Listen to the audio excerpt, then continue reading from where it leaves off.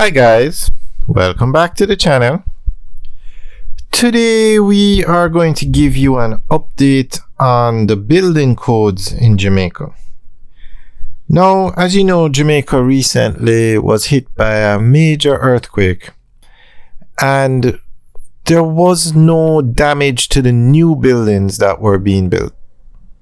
Like, there was some social media posts which turned out to be false about some high-rise buildings in Jamaica being damaged.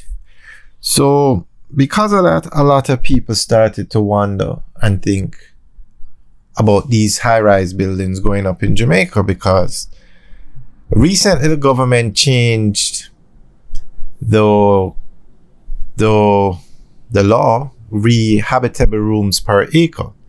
So different areas in Jamaica, you can now build more habitable rooms per acre. For instance, back in the day, it was probably 8 habitable rooms per acre.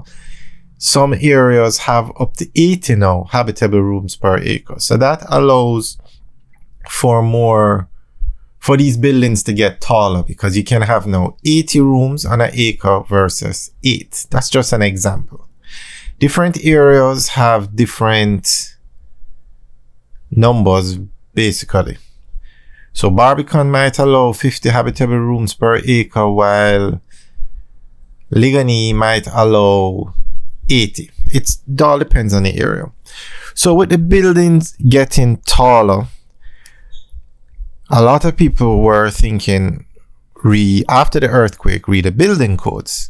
So the Bureau of Standards is actually in charge of the building codes. Well, no, not the Bureau of Standards. The Ministry of Local Government and Community Development is in charge of the building codes. But the Bureau of Standards works with them to enable compliance with the building codes. So they have started a new program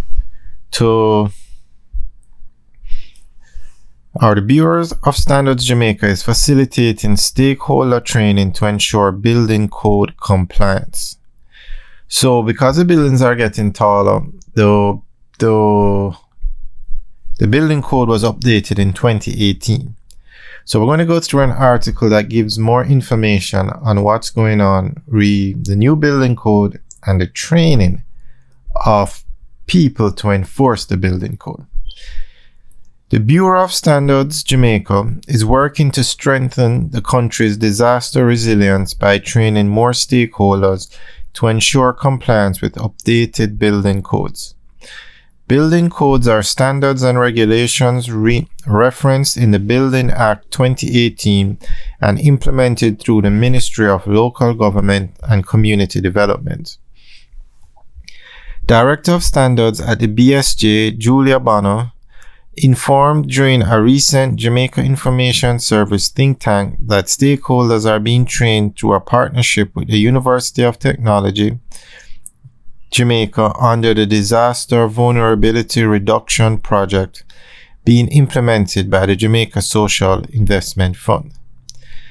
In the training at UTech now, more than 50% of those trainees are from the Ministry of Local Government and its agencies.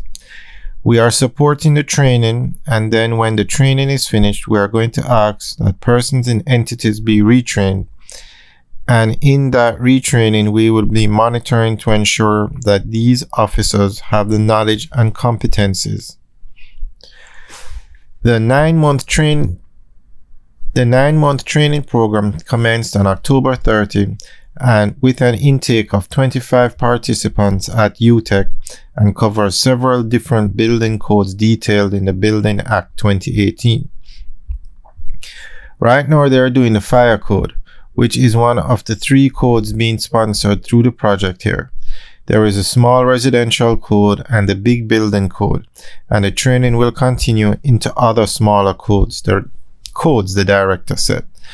Mrs. Bono added that design construction can be considered by students at the secondary level as a viable career path and encourages those with the interest to get involved. It's a new world, a new technology to get involved in. The BSJ has various committees that deal with these very specific things. The Heart NSTA Trust also has training programs and qualifications. There is smart technology now which is moving very fast. There is artificial intelligence which is impacting everything we do. We encourage people to investigate, research, and get involved, she further stated. Under the US $30 million World Bank funded, the BSJ will continue to receive support as it works to update the national building codes. The project, which commenced in 2016, is expected to conclude in May 2024. So that's the end of the update. So to summarize, Jamaica has the proper codes. They just need to ensure enforcement. So that is what this program is doing. It's training people to help with the enforcement. So as was evident by the last earthquake that hit the last major earthquake that hit Jamaica this year, the buildings are fine if they're built up to code. Alright guys, thanks for taking a tour with us today. We're actually driving over Melrose Hill. Now this is the original road before the bypass was built and before the bypass was upgraded to basically a highway. So before those roads were built, this was the original main road you would drive on to get from Williamsfield to Porus. And you can see how small it is and how narrow it is.